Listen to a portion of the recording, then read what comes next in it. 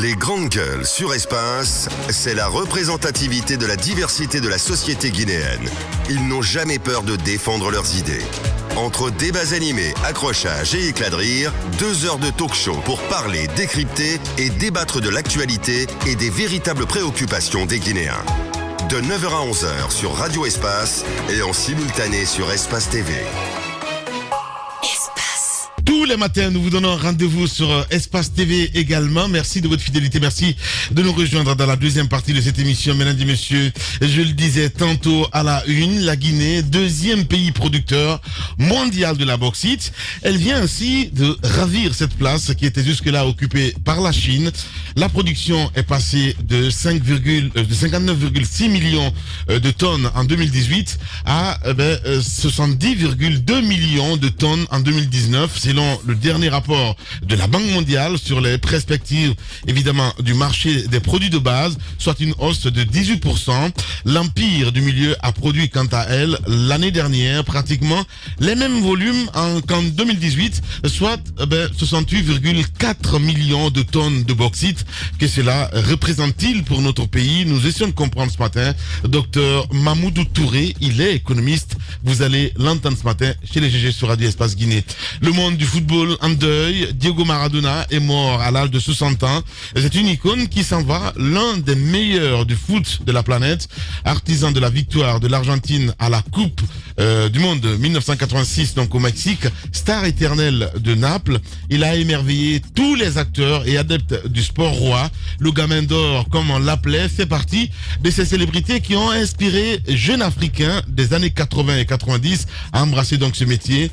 Témoignage ce matin de l'ancien capitaine du Stade national de Guinée, Aboubacar Titi Camara. Nous allons le joindre dans la deuxième partie de cette émission, Les GG sur Radio Espace Guinée. Nous allons nous intéresser évidemment à vos réactions sur le 657 39 13 13, si vous le voulez bien, avec Prince Diallo à la réalisation ici, à la radio. Donc nous partons avec ce premier message qui nous parvient. Bonjour les GG, Moussa Moïse a raison, je suis médecin et je fais ma mémoire sur les dermatoses.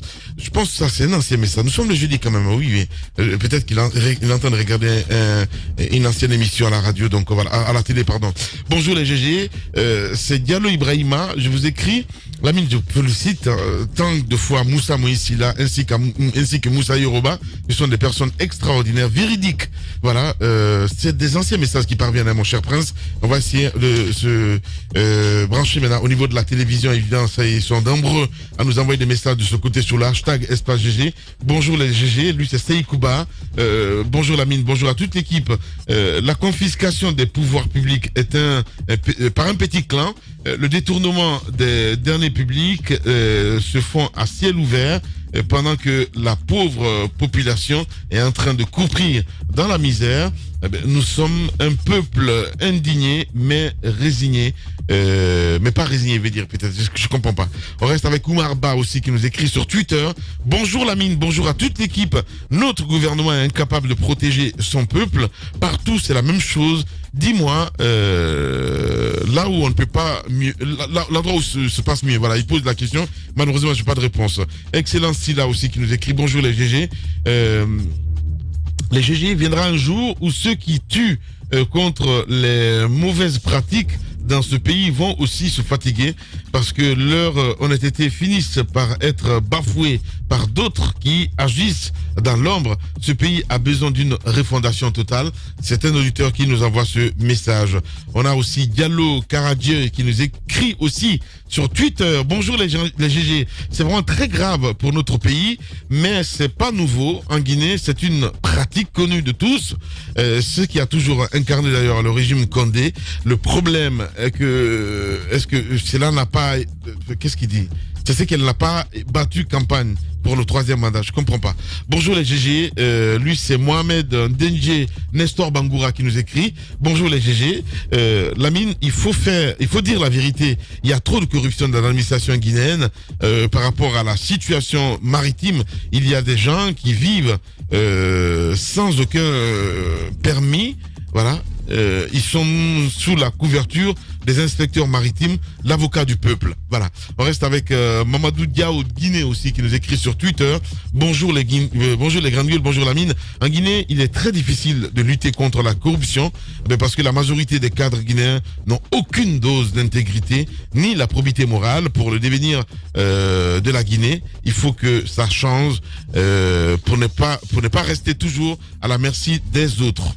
Abdoulaye aussi qui nous écrit sur Twitter, le hashtag #GG, qui nous dit lorsqu'un gouvernement promet de faire la chasse aux sorcières et que le lendemain il met en exécution, eh bien ce n'est pas étonnant à condition qu'il chasse des vrais sorciers ou des vraies sorcières, il veut dire, mais voilà, il se trompe, tout simplement. Merci.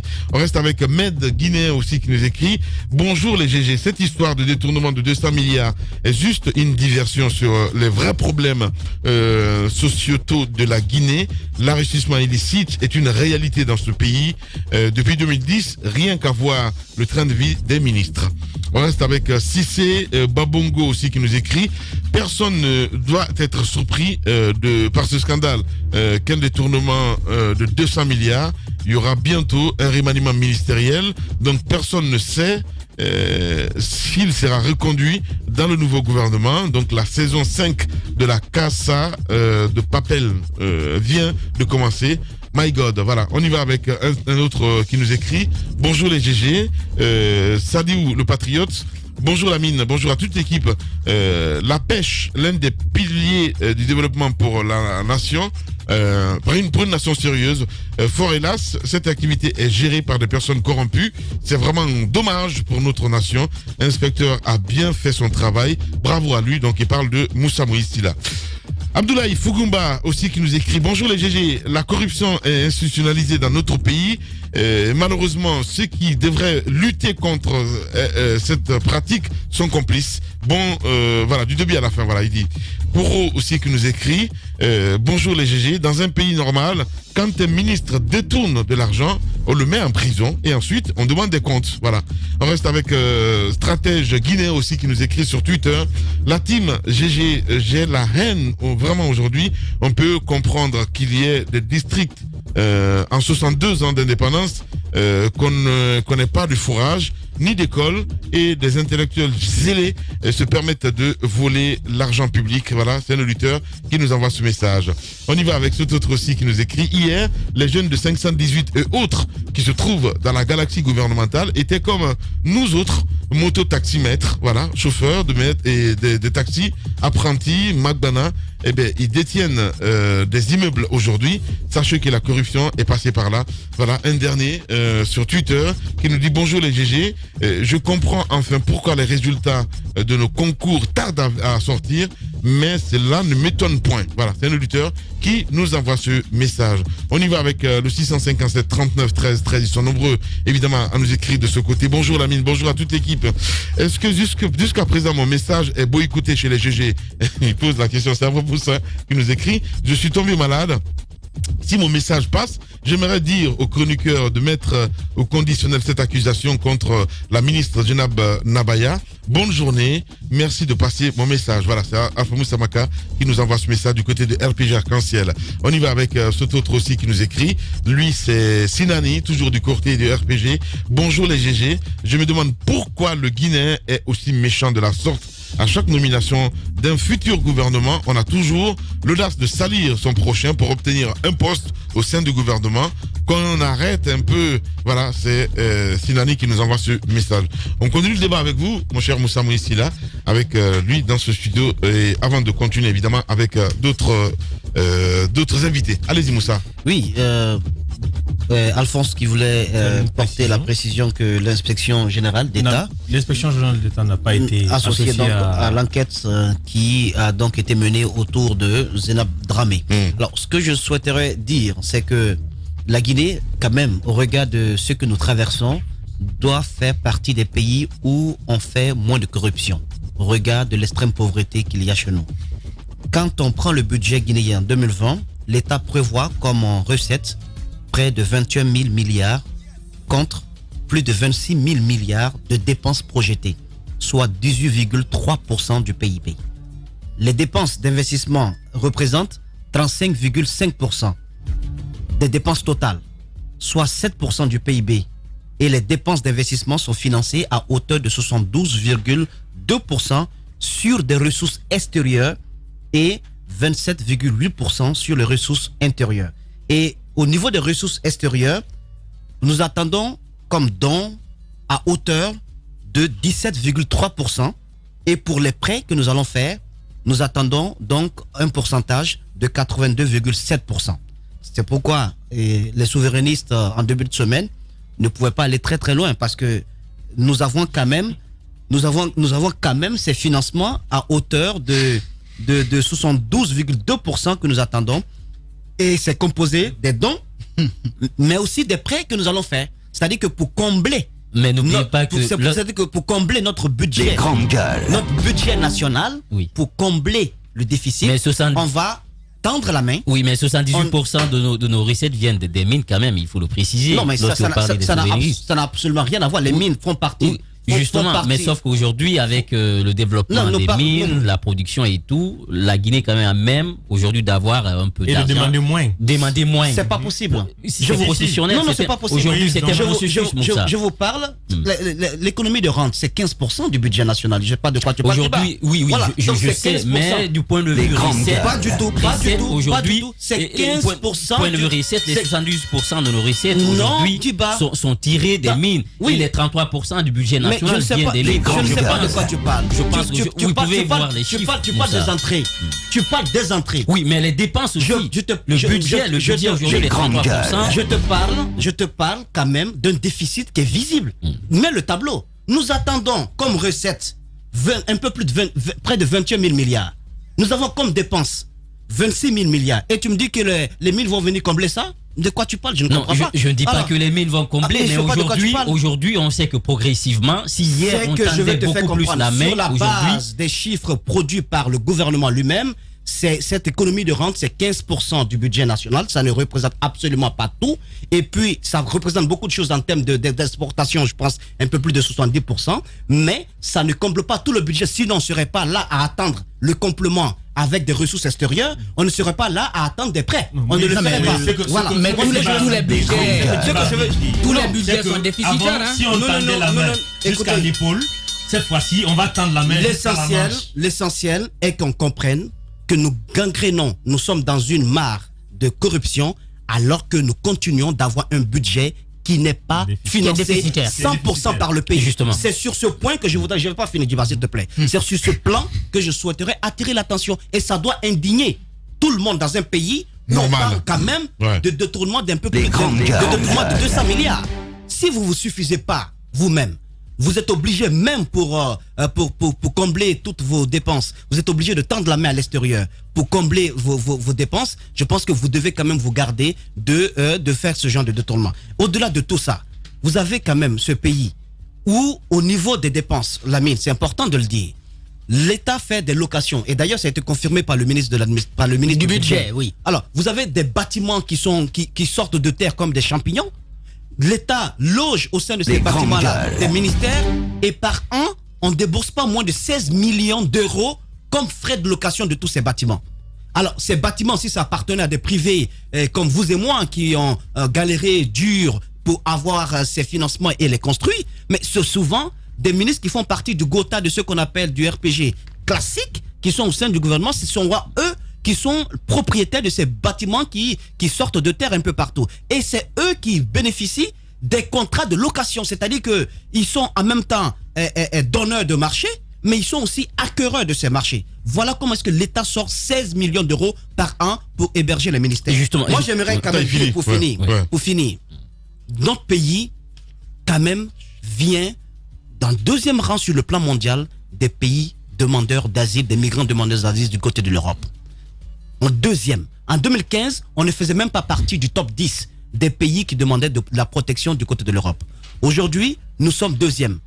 On ne peut pas, face à une extrême pauvreté de la sorte, avoir dans notre pays des détournements de ce genre et qu'on nous fasse croire que des têtes sont en train de tomber alors que la dame sur laquelle pèsent des soupçons pour l'heure est encore à son poste. Donc, possibilité lui est offerte de fabriquer des justifs de faire disparaître des dossiers, de mettre en place un certain mécanisme pour se blanchir. Lorsqu'on a des soupçons de détournement sur une personne, la méthode voudrait que cette personne soit d'abord mise à l'écart, toute possibilité lui arrachée d'entrer dans son bureau ou de faire quoi que ce soit. Et quelle que soit la force de cette dame, je ne suis pas en train de la dédouaner, elle ne peut pas se faire la malle toute seule. Oui, on l'a dit, Moussa. Elle ne peut pas se faire la malle toute seule. Donc, il est important quand même de creuser à ce niveau et pour que les véritables responsabilités soient situées sur ce dossier. Voilà. Moi, je vais dire une chose, j'abonde dans le même sens que Moussa. C'était juste une précision que j'apportais aujourd'hui par rapport à la participation du domaine des mines dans l'économie nationale. Mais au-delà, aujourd'hui on parle de corruption et c'est une réalité. Parce que vous vous souvenez, en 2019, on avait vu l'Agence nationale de lutte contre la corruption qui disait qu'au moins 600 milliards de nos francs seraient des pots de vin. Donc ça veut dire tout simplement ce déficit qu'on constate souvent sur le budget national, et bien souvent ce sont les gouvernants qui sont à l'origine de ce déficit. Mais au-delà, Lamine, tout cela résulte de cette crise institutionnelle qu'on a dans le pays. Je ne peux pas comprendre qu'on puisse mettre en place une Cour des comptes et qu'il ne puisse pas jouer pleinement son rôle.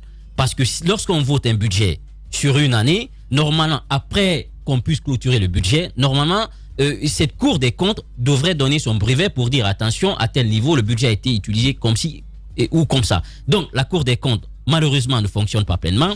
Vous avez également ce qu'on appelle dans le budget national, parce qu'en 2018, par exemple, on parlait de 12 000 lignes dans le budget guinéen.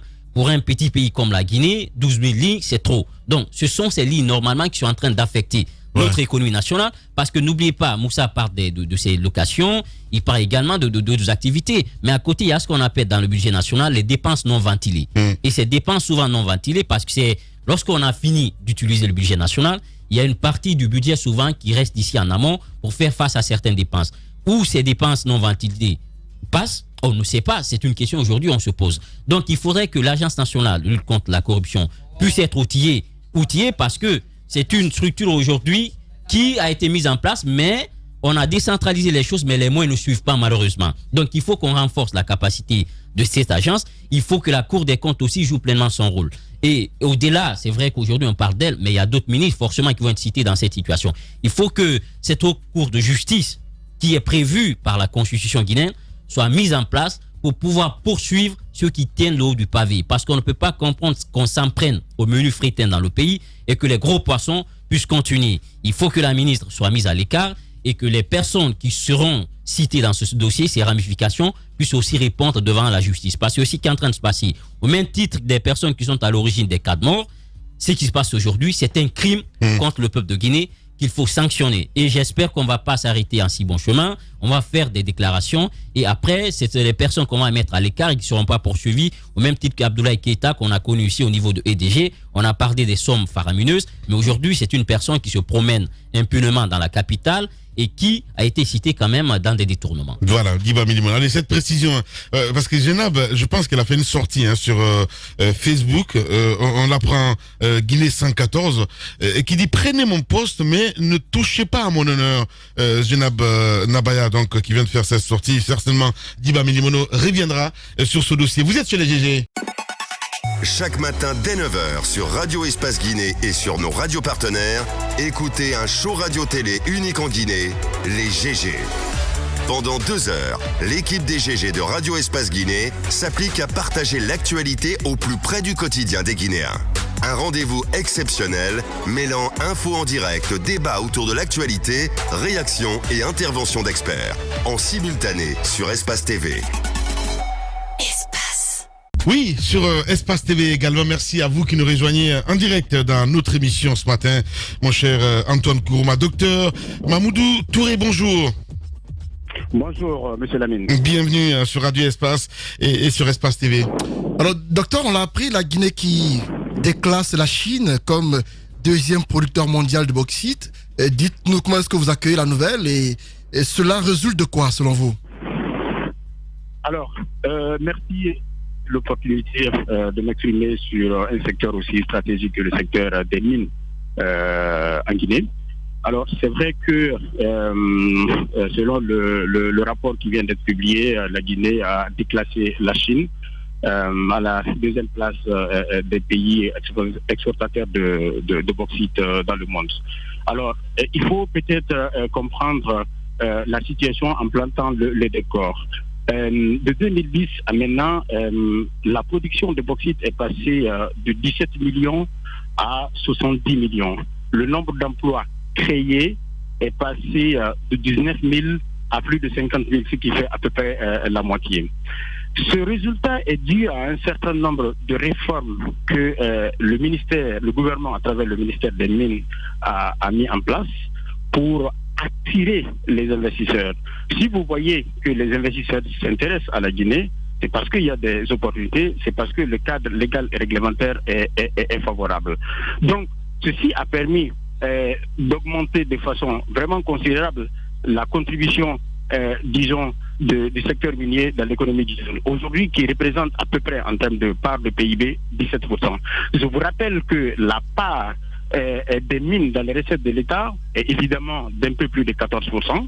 Et en termes de recettes d'exportation, c'est à peu près 80% des recettes d'exportation. Donc, grosso modo, voilà les contributions du secteur minier. Voilà ce qui a fait que aujourd'hui, le secteur minier est en train d'aller crescendo. Au titre, par exemple, des réformes, il vous souviendra que le gouvernement a initié ce qu'on appelle le toilettage du cadastre minier. Aujourd'hui, le cadastre minier a été complètement toiletté. Vous avez la possibilité, si vous êtes détenteur d'un permis minier, d'avoir les informations en ligne à travers un site internet qui a été mis en place. Il vous souviendra que le centre de promotion et de développement minier a également été mis en place. La Guinée a aussi adhéré à l'ITIE, l'initiative de transparence dans les industries extractives. Et à côté de cela, il y a eu un guichet unique qui a été mis en place et le code minier qui a été aussi amélioré. Donc c'est toutes ces réformes qui ont fait que la Guinée, au-delà du fait que la Guinée a une réserve aussi de 40 milliards plutôt de tonnes de... D'accord, monsieur Touré, tout ça c'est compris, autant de réformes, on parle aussi du FODEL, mais au-delà, vous regardez aujourd'hui ces zones où ces mines sont exploitées, il y a deux visages. Les préfectures présentent deux visages. D'un côté, il y a des fortunés, de l'autre, les citoyens qui continuent à tirer le diable par la queue. Comment expliquer que la Guinée occupe quand même cette deuxième place et que cela n'a pas, disons, ne se ressent pas sur le terrain, sur l'économie, notamment sur la population guinéenne? Très bien, très bien. La contribution d'abord des mines dans la création de la richesse, c'est-à-dire en termes de valeur ajoutée, c'est à peu près 45%. Alors, mais cette croissance n'est pas inclusive. Pourquoi? Parce que le secteur minier, c'est un secteur qui demande de gros moyens, des investissements vraiment colossaux. Est-ce que les Guinéens ont les capacités financières à y investir? À mon avis, non. La seule possibilité que les Guinéens peuvent avoir à ce niveau, c'est soit de bénéficier des accompagnements de la part du secteur bancaire pour les aider aussi à avoir des titres miniers.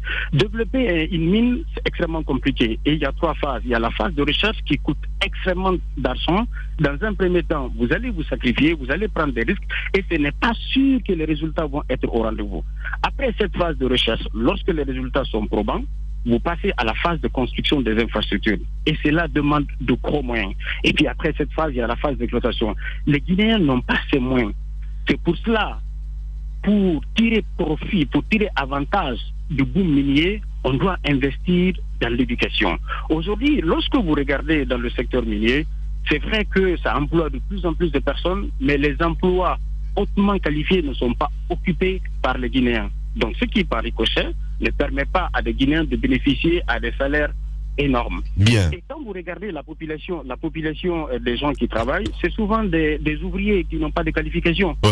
Pour faire de cette croissance une croissance inclusive, la Guinée doit investir dans l'éducation, dans la santé, de telle sorte à permettre aux Guinéens de capter les opportunités d'emploi qui vont se présenter. Et de l'autre côté, il faut encourager aussi les Guinéens à s'intéresser aux mines, qui est de plus en plus dominé par les étrangers qui viennent investir chez nous et qui se font beaucoup d'argent, qui rebattent. C'est ce qui fait que c'est vrai qu'on a une croissance moins de 6% au cours de ces dernières années, mais cela ne profite pas suffisamment. Et c'est partant de ce constat que le gouvernement a pris de très belles initiatives, même si sur le terrain, on peut encore faire beaucoup d'efforts. C'est la mise en place de l'Agence nationale de financement des collectivités, c'est la mise en place de deux fonds, le FNDL, le Fonds national de développement local, qui représente à peu près, qui est abondé par 15% des redevances minières, et le FODEL, qui est alimenté par une partie des chiffres d'affaires des sociétés minières qui opèrent dans des zones spécifiques. Bien. Docteur Mamoudou Touré, il faut le rappeler, économiste, il est en direct ce matin. Allez-y, mon cher Moïse. Il est en direct ce matin chez les GG. Monsieur Touré, vous dites que c'est le résultat d'importantes réformes faites par le gouvernement, soit, mais quand même, quel est l'impact en termes d'emploi de ces réformes dans le domaine minier au niveau de la jeunesse, notamment les zones qui sont impactées par l'extraction de la bauxite. Et puis, est-ce que l'économie de rente que nous faisons dans notre pays a véritablement un impact dans le panier de la ménagère? Parce que c'est important de sortir de la terre rouge et d'amener à l'étranger, mais en termes de plus-value, nous n'avons pas d'usine en place pour la transformation, ne serait-ce que en alumine et ensuite en aluminium. Est-ce que en termes de plus-value, nous ne perdons pas plus en exportant que de la terre rouge? Oui, évidemment. Je commencerai peut-être par répondre à votre deuxième question. Évidemment, nous perdons en plus-value parce qu'on n'a pas d'usine de transformation sur la Guinée, disons. Mais il faut comprendre que la transformation de la bauxite en aluminium demande beaucoup d'énergie. Et aujourd'hui, on a une capacité installée qui ne fait même pas 600 mégawatts. Et on a un potentiel de 6000 mégawatts. Donc, s'il faut qu'on investisse dans la transformation de la bauxite en alumine et en aluminium en Guinée, cela demandera beaucoup d'investissement. Moi, de ce point de vue, ce que je suggérerais, c'est de faire comme les pays de pétrodollars qui avaient du pétrole. À un moment donné, c'est des ressources qui sont tarissables, qui vont finir. Il faut utiliser la manne financière que nous allons collecter des mines pour diversifier notre économie, en mettant par exemple des réformes assez courageuses dans le secteur de l'agriculture, en essayant justement d'accompagner certaines initiatives de telle sorte à faire développer le secteur secondaire. Alors, par rapport à l'emploi, je l'ai rappelé tantôt que le secteur minier, dans les années 2010, contribuait à créer à peu près 19 000 emplois. Aujourd'hui, on est à plus de 50 000 emplois. 50 000 emplois, ça veut dire la moitié de la fonction publique, ce qui n'est pas du tout négligeable. Mais souvent, c'est des petits emplois qui sont donnés aux Guinéens, ce qui ne leur permettent pas de profiter pleinement de la richesse qui est créée au niveau de ce secteur. Et de l'autre côté, je vous l'ai dit tantôt, les principaux investisseurs ne sont pas des Guinéens, ce sont des étrangers. Qu'est-ce qu'il faut faire? Quel accompagnement on doit mettre en place pour permettre aux Guinéens d'être aussi des miniers? Parce qu'une fois qu'ils sont miniers, il y a les rémunérations, il y a les dividendes, il y a la possibilité. Bien. Oui. On a déclassé la Chine, mais dans le même rapport, on lit, et cela se voit d'ailleurs sur le terrain, la même Chine continue d'importer à partir de chez nous. Est-ce que finalement, en termes de comparaison, le fait de dire qu'on a déclassé la Chine, finalement, ça ne veut rien dire, parce que la Chine a ses 60 et quelques % et importe aussi de la Guinée une quantité non négligeable? Alors, moi, je pense que le plus important, c'est de comparer la Guinée à la Guinée. Où est-ce qu'on était, où est-ce qu'on est aujourd'hui? C'est vrai que la Chine, avec plus de 1,4 milliard d'habitants, a une appétence pour les matières premières. Donc, certainement, cela ne veut pas dire grand-chose.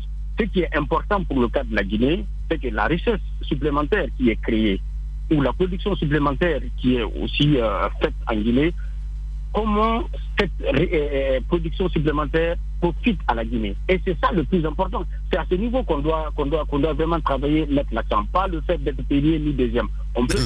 Monsieur Touré, excusez-moi, mais je suis pas d'accord avec vous. Vous avez quand même dans ce pays, dans ce monde, des pays qui sont plus regardants sur leur environnement. Par exemple, le cas de l'Indonésie qui a décidé de fermer tout parce qu'il y avait de véritables destructions au point de vue environnemental. Et puis la Chine qui se tourne vers la Guinée en dépit de tout ce qu'elle peut avoir comme réserve. Elle dit, comme ce pays n'a absolument pas d'égard de son écosystème, de son environnement, on va prendre toutes leurs terres rouges, on va amener tout ça chez nous et ensuite on leur donne le peu qu'on peut. Alors est-ce qu'on peut quand même se gargariser de cela comme étant le résultat d'une réforme quelconque, alors que point de vue destruction environnementale c'est énorme, mais également du côté emploi on n'a pas l'impact qu'il faut? Merci pour la question. C'est vrai que la question qui m'a été posée, c'est par rapport à l'impact économique, pas par rapport à l'impact environnemental. C'est vrai que d'un autre côté, tout ce qui est lié à l'extraction de ce type de ressources a des conséquences sur l'écosystème énormes. Mais c'est pas forcément la responsabilité elle est partagée, mais l'État est beaucoup plus responsable que les sociétés minières qui viennent exploiter. C'est à nous de renforcer le cadre juridique. Permettez-moi quand même de vous dire que le cadre juridique de la Guinée n'est pas mal en soi. Le véritable problème, c'est au niveau du contrôle. Bien. Merci beaucoup en tout cas, Dr Touré, d'avoir accepté notre invitation ce matin. Nous sommes pris par le temps malheureusement. Les GG continuent sur Radio Espace. Événement, prix découverte, RFI. Manomba Kanté. Manomba Kanté, jeune chanteuse guinéenne, est cette figure montante de la musique mandingue. Manomba Kanté est une griotte ancrée dans ses traditions. Ses couleurs musicales sont le reflet de la tradition ouest-africaine. Une authenticité qui fait d'elle l'héritière et la gardienne des sonorités mandingues. Régulière sur les scènes à Conakry et à travers le monde. Votez pour la Guinée, votez Manomba Kanté. Pour voter, rendez-vous sur musique.rfi.fr, rubrique Prix découverte. Oui, on continue l'émission évidemment dans un instant. C'est Aboubacar Titi Camara que nous allons joindre dans notre émission. On parle de cette actualité, je le disais tantôt, le monde du football en deuil. Diego Maradona est mort donc à l'âge de 60 ans. C'est une icône qui s'en va, l'un des meilleurs du foot de la planète, artisan de la victoire de l'Argentine à la Coupe du Monde en 1986 au Mexique. Eh ben, star éternel de Naples, il a émerveillé, il le dit ce matin, tous les acteurs et adeptes du sport roi. Le gamin d'or, comme on l'appelait, fait partie de ces célébrités qui ont inspiré jeunes Africains des années 80 et 90 à embrasser donc ce métier. Témoignage ce matin, je le disais tantôt, de Aboubacar Titi Camara, que nous allons joindre dans un instant sur Radio Espace. Mon cher Moïse, on a écouté un docteur Touré, c'est bien cela. Voilà, vous n'êtes pas aussi convaincu. Je trouve, non, il a dit ce qu'il peut en termes de l'œil de l'économiste qu'il est. Mais je trouve que, sincèrement, la Guinée ne peut pas aujourd'hui être fière d'occuper le deuxième rang mondial après l'Australie en termes d'exportation de bauxite. Nous ne faisons que cela. J'ai bien compris. Tu t'intéresses plus à l'environnement en fait. Non, mais pas à l'environnement, à la question de la plus-value, la mine. Qu'est-ce qui est fait en termes d'installation d'unités industrielles pour la transformation de cette terre rouge? Mais c'est trop mécanique. Vous prenez de la terre, vous décapez complètement tout, vous asséchez nos marigots, nos fleuves, vous prenez de la terre rouge, vous amenez en nombre incalculable. Après on dit, on a amené tellement de poussière que maintenant nous sommes deuxième après l'Australie. Le peu qui entre ne bénéficie pas directement à ceux qui sont impactés. Au moment où on parle, il y a des coutumiers du côté de Kamsa, dont l'un d'ailleurs est en prison par le fait du sous-préfet, parce qu'ils sont en train de revendiquer le paiement de ce qui leur revient de droit à cause de l'occupation de leur terre par une société minière. Alors vous avez ce genre de choses dans le pays et on dit, écoutez, on est deuxième après l'Australie. La Chine, est-ce que l'environnement en Indonésie là, c'est mieux que pour nous? Pourquoi Sékou Touré et Conté ont quand même exploité nos ressources minières de façon plus progressive, en allant step by step, comme les Anglais le disent? Pourquoi chez nous on fait une sorte de ruée vers la poussière rouge sans installer des unités industrielles sur place? Et on nous dit qu'on est deuxième et on se tape la poitrine. Ça viendra, Moussa, c'est trop négatif. Il n'y a aucune fierté à tirer de cela. Allez-y, je trouve que je suis pas content. Voilà, j'ai bien compris. Et ça s'entend. Par contre, les Guinéens qui sont dans le domaine minier, là je suis content parce que au moins eux, quand ils prennent, ils investissent ici. Je parle par exemple de GDM. Oui, ça c'est important. Non, mais ça c'est pas Si, ça, pourtant. N'êtes pas à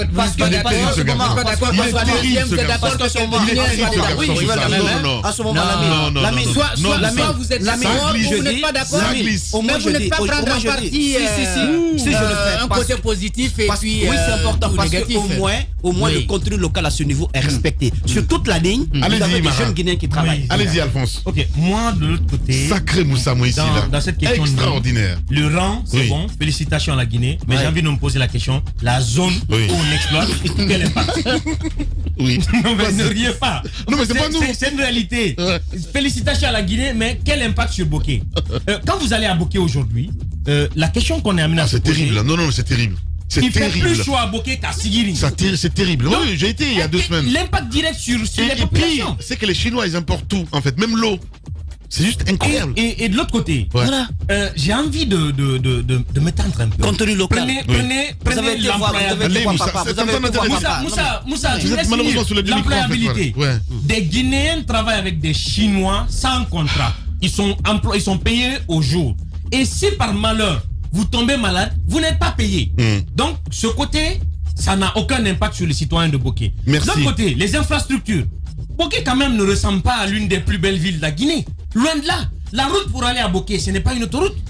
C'est l'or rouge, comme l'or poussiéreuse qu'on extrait à Bokeh, qui fait de nous 2e rang mondial, était censé faire de Bokeh une destination privilégiée.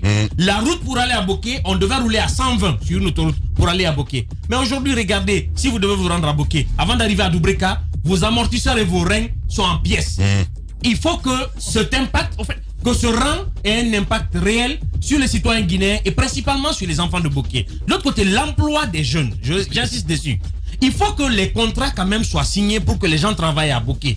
Bokeh, c'est contrat à l'animosité, où on est même obligé de faire la courbette aux Chinois pour ne pas qu'on vous renvoie sur le chantier. Soit on est en Guinée, soit on est en Chine. Ce rang, il est pour la Guinée et des Guinéens doivent commencer à ressentir. Moïse et moi, on était en train d'en parler la dernière fois. On va faire un document sur l'employabilité dans les mines en Guinée. Ouais. Et ce document, notamment chez GDM. La République de Guinée avec à sa tête le président Alpha Condé, chef de l'État, président de la République. Avec l'idéologie, nous pouvons la promotion d'une culture puisant sa force et son inspiration dans les profondes valeurs de notre peuple, tout en assimilant positivement les apports extérieurs fécondants. Seul le président Alpha Condé, en moins de 10 ans, vous donne des infrastructures de développement qui répondent aux attentes des populations. Le président de la République, en moins de 10 ans, propose et suit une véritable politique de l'emploi. Une politique qui redonne espoir et dignité à la jeunesse des villes, des banlieues et des campagnes, car nous savons ce que vous attendez de l'État. Avec le dynamiteur, le président Alpha Condé, la Guinée continuera sa croissance entamée depuis 2010. En direct ce matin, on parle football cette fois-ci. Aboubacar Titi Camara, une légende ce matin en direct chez les. Bonjour Titi. Bonjour Lamine, bonjour vos éditeurs, bonjour vos téléspectateurs. Ouais, Titi, coup de tonnerre hier, on a tous appris le décès de la légende Maradona. Comment est-ce que vous avez accueilli la nouvelle et aujourd'hui, est-ce que vous pensez que Maradona a un remplaçant dans le monde footballistique aujourd'hui? Non, pas remplaçant. Je pense que tout ce que Maradona a pu apporter à l'Argentine, plus les clubs qu'il a côtoyés, c'est vrai, il y a des gens, c'est mon avis personnel, nous n'avons pas vu le roi Pelé jouer, mais Maradona, je l'ai vu, j'ai eu chance aussi pendant la marche verte au Pop où on a été invité par le roi Mohamed. J'ai eu l'opportunité de le toucher et de jouer avec lui. Je pense que Maradona, on n'a pas de mots à qualifier cet homme. Je pense qu'il a été, pour moi, l'un des meilleurs joueurs au monde, même si le roi Pelé, on se souvient. Ouais. Pour nous autres qui n'avons pas connu forcément cette époque, dites-nous, lorsqu'une légende de votre trempe parle ainsi d'un autre footballeur, dites-nous en quoi Maradona était si spécial. Qu'est-ce qu'il faisait de si particulier et qui a fait de lui un dieu de foot, selon certains? Vous savez, on ne peut pas trouver le mot pour le qualifier. Vous savez, quand vous avez pratiqué. Pour vous, jeunes Africains de cette époque, est-ce que il fait partie de ceux qui vous ont encouragé, qui vous ont poussé à embrasser cette carrière? Mais tout à fait, hein, tout à fait. Quand on a vu l'amour qu'il a donné à sa nation, plus ce qu'il a pu faire à Naples, je pense que Maradona a donné la voix à beaucoup de jeunes Africains, pas des jeunes Africains, parce que quand vous voyez aujourd'hui Neymar ou Mbappé qui parle, Cristiano Ronaldo qui parle de Maradona, ça me respecte. Ouais. Et quand vous me donnez l'opportunité de parler d'une légende comme ça, je suis ravi et j'espère que là où il sera, il repose en paix, parce que après sa vie professionnelle, il a beaucoup souffert sa santé aussi. Et prions tous maintenant que son âme repose en paix. D'accord. Titi Camara, peut-être l'autre question. C'est vrai, ce qu'on dit aujourd'hui, on ne le dit pas par convenance. Diego Maradona, c'est une légende, on ne cessera pas de le dire. Mais de l'autre côté aussi, sa vie était marquée par parfois des crises. On parlait de vices. Et est-ce que tout cela aussi n'ont pas eu raison de l'homme qu'il a été? D'addiction à la drogue. D'addiction à la drogue, voilà, parfois des démêlés et tout. Non, vous savez, quand vous aimez quelqu'un, vous le prenez avec ses défauts et ses qualités. Ça, c'est sa vie privée, mais ce que je garde comme image, Maradona reste le plus grand, sportivement. Et après, sa vie privée, ça, je ne me mêle pas de ça. Mais je sais qu'il a beaucoup contribué à beaucoup de jeunes qui sont nés dans les années 70 qui puissent vraiment pratiquer ce sport qui est le sport roi. Bien. Aboubacar Titi Camara, en direct ce matin chez les GG. Quand on est bon joueur, on n'est pas forcément meilleur entraîneur, Aboubacar Titi Camara, parce qu'on se souvient bien, je ne sais pas c'était en quelle année exactement la Coupe du Monde 2010, je crois. Pardon?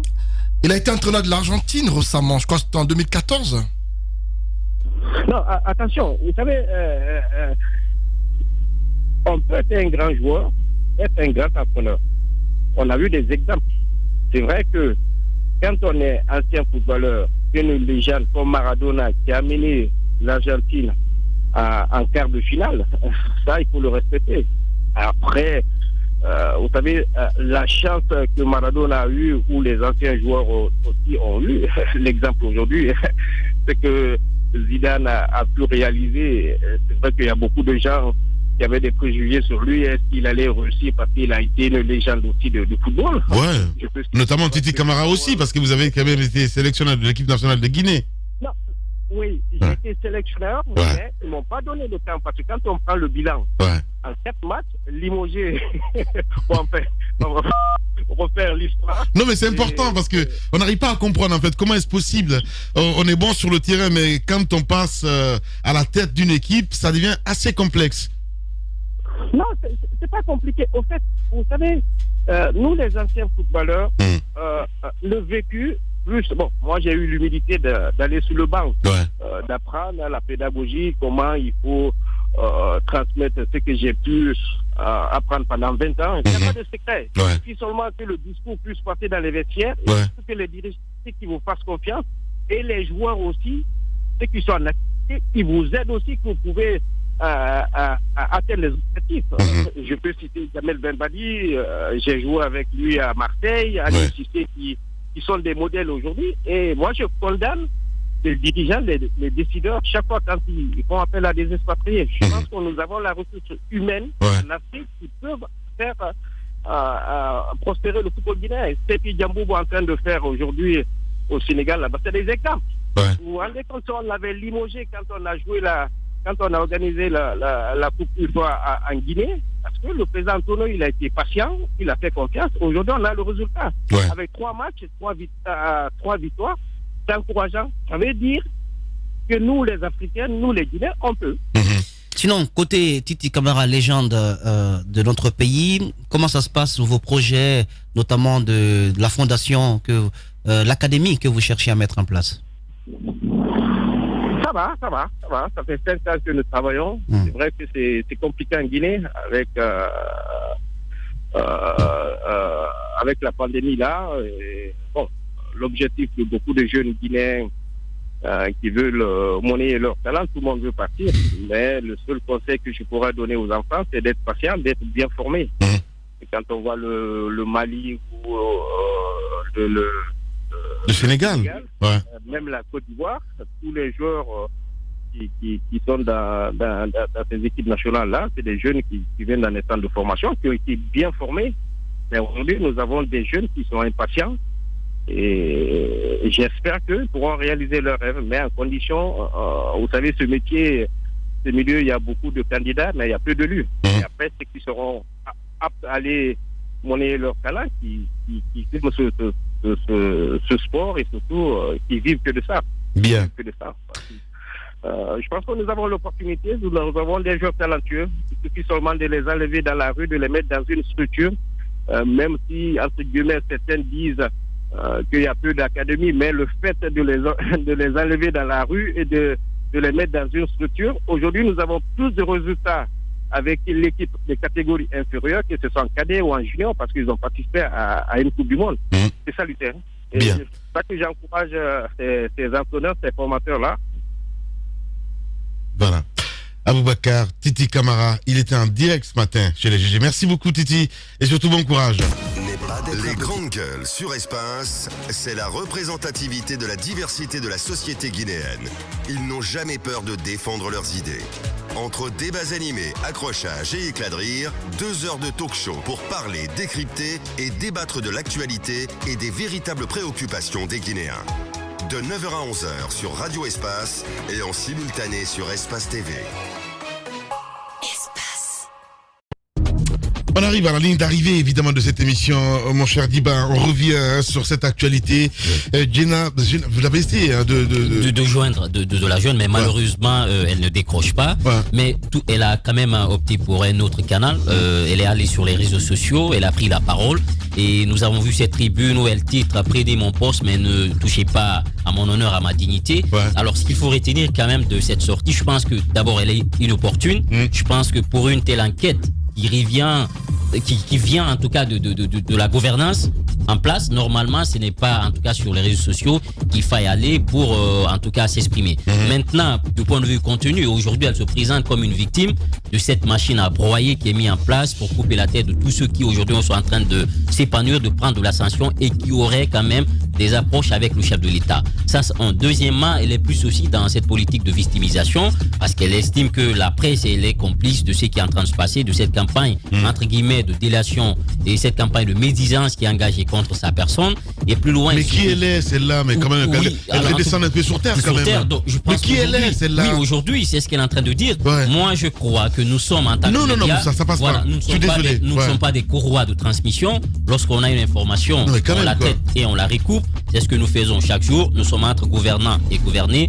Nous avons une mission de service public. Donc, nous ne sommes pas des courroies de transmission pour répondre à ce poste. Mais au-delà, je pense que, comme elle dit qu'elle est innocente, ce poste ne nous est pas adressé à nous. Non, pas du tout. Justement. Pas du tout. C'est pas de la presse en général. Ce n'est pas Espace FM du tout. Elle s'adresse à l'opinion publique nationale. Oui, justement, c'est une adresse à la nation. Également, elle attire l'attention de l'opinion nationale. Mais l'un dans l'autre aujourd'hui, il y a un dossier qui a été présenté par le gouvernement guinéen. C'est vrai que sur le plan juridique, la preuve incombe à celui qui demande. Mais une fois encore, certainement, il y a des preuves qui existent. C'est pourquoi cette sortie, quand même, qui n'est pas, le conditionnel n'a pas été utilisé. Ça veut dire tout simplement que l'information a été donnée. Il y a une certitude qui est là. Et donc, nous estimons que dans les heures qui suivent ou dans les jours qui suivent, des décisions vont tomber. Une fois encore, elle se présente comme une victime de cette cabale. Mais l'ami, n'oublie pas aussi une chose, nous sommes à la veille d'un remaniement ministériel. Aujourd'hui, lorsque vous sortez un dossier, chacun estime que je suis visé parce que on veut ma place, on veut tout simplement me débarquer. Merci beaucoup. Lamine, pour préciser, je disais tout à l'heure qu'il n'y avait pas l'IGE, l'IGF et la Cour des comptes dans cette enquête. C'est une commission de cadre qui a été mise en place. Il se pourrait qu'il y ait un acharnement. Ça ne dédouane pas pour autant la dame. Sa sortie est inopportune. Elle aurait dû, dans la bonne forme, trouver des éléments qui disculpent et qui lui disculpent carrément de toutes les accusations portées à son encontre et porter ça devant la presse. La formule qu'elle a utilisée n'est pas la bonne et ce n'est pas le bon moment. Ce qu'il faut faire par contre, la presse est disposée à l'accompagner dans la démonstration de la vérité. Quand elle voudra, elle pourra prendre tous les éléments de preuve, nous l'exposerons dans tous les médias du pays pour montrer qu'elle n'est pas coupable de ce dont on l'accuse. Non, on est au service de la vérité. Quand j'ai dit on l'accompagnera, c'est quand elle aura les preuves pour dire qu'elle n'est pas impliquée dans ce dont on l'accuse. La presse sera à ses côtés pour montrer à l'opinion que ce n'est pas ça. Merci de l'autre côté, cette commission, pour finir, cette commission, j'ai bien envie de me poser la question sur sa composition. Il ne faut pas que ce soit une commission de cadre du RPG qui tape sur un pan et qui ne tape pas sur l'autre. Il faut que dans les prochains jours, au-delà de Nabaya, d'autres personnes se retrouvent dans la même situation que Nabaya. Je pense que c'est un tout petit peu facile. Il n'y a pas que elle, ministre, au sein de ce gouvernement. Voilà, il y a un travail qui a été fait. Donc, si véritablement elle estime que son honneur a été touché, je pense que c'est une réaction humaine que de réagir sur les réseaux sociaux. Elle aura affaire également à l'interne, à ceux-là qui sont habilités, qui ont été donc mandatés par le président de la République de travailler quand même sur ce dossier et de l'auditer. Donc, je trouve qu'il n'y a pas de bras de fer entre Nabaya et la presse. Il y a un bras de fer entre elle et ceux qui sont en train de l'accuser. Donc, aux accusés de sortir les preuves qui l'inculpent. Et donc, nous serons là pour mettre sur la place publique tout ce qui va se passer. Je sais que le Premier ministre a été, lors même du dernier Conseil des ministres, le chef de l'État a réitéré sa volonté en lui demandant de diligenter les audits de certaines régies financières. Donc, j'espère que ça ne va pas se limiter au cas de cette ministre et que nous allons partir sur d'autres régies. Parce que c'est au lendemain de la présidentielle qui a été tellement budgétivore du côté de la mouvance que nous sortons ces genres de dossiers. Je pense qu'il faut les poursuivre si vraiment l'intention est saine dans le but, bien entendu, de moraliser notre gestion publique. Merci. Bon week-end. Merci de me retirer la parole. Allez-y, Antoine. Moi, c'est le titre qui m'intéresse. Prenez mon poste, mais pas mon honneur. Le prenez s'adresse à qui? Forcément aux dirigeants. Ceux-là qui ont révélé cette nouvelle et apparemment vous sentez clairement le malaise qu'il y a au sein de l'administration où certains ministres pensent qu'il y en a d'autres qui jouent un rôle négatif en vue de les éjecter de leur poste.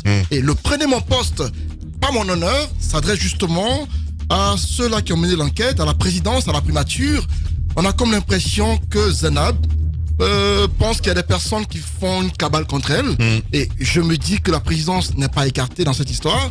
Elle accuse et on attend de voir la suite de ce dossier dans lequel, pour moi, il y a un guise sous roche encore. Elle n'est pas forcément blanche comme elle tend à le dire. Bien sûr. Et si ceux-là qui elle n'est pas seule. Si elle parle, il faut, comme je le disais tantôt en début d'émission, il faut balayer toute la chaîne. C'est aussi simple que ça. Allez-y, Jacques, c'est un poste qui me rappelle un autre de Naïté qui disait que la plupart de ceux qui l'accusent sont de son propre camp. Voilà. Allez-y, mon cher Jacques. Oui, mais je peux bien admettre qu'elle n'est pas seule, mais à vouloir dire que c'est fait contre son poste, je me pose bien des questions si elle est seule dont le poste est si important au sein de ce gouvernement. De toutes les façons, si ce n'est pas une farce, parce que ça peut bien ressembler à ça, je crois que dans les prochains jours, on pourrait voir l'agent judiciaire de l'État se saisir de ce dossier.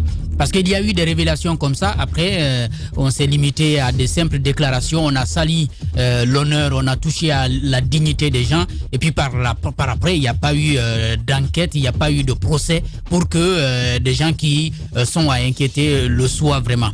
Voilà, je me dis que si c'est du sérieux, qu'on ne se limite pas à de simples déclarations, qu'on ne se contente pas de donner des jets à la presse, parce que c'est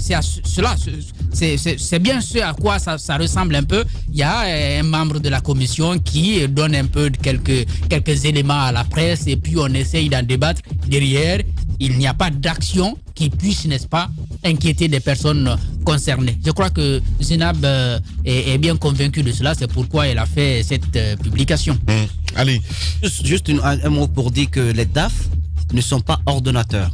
Ce sont les ministres qui ordonnent. Mais c'est ce que je disais, voilà. Moussa. Donc il faut vraiment que le travail se poursuive, parce que si c'est des têtes qu'on doit couper, il y en a beaucoup à couper. L'ordonnateur principal surtout, c'est le ministère du budget. Et qu'il y a aussi un patron. Oui. Bon.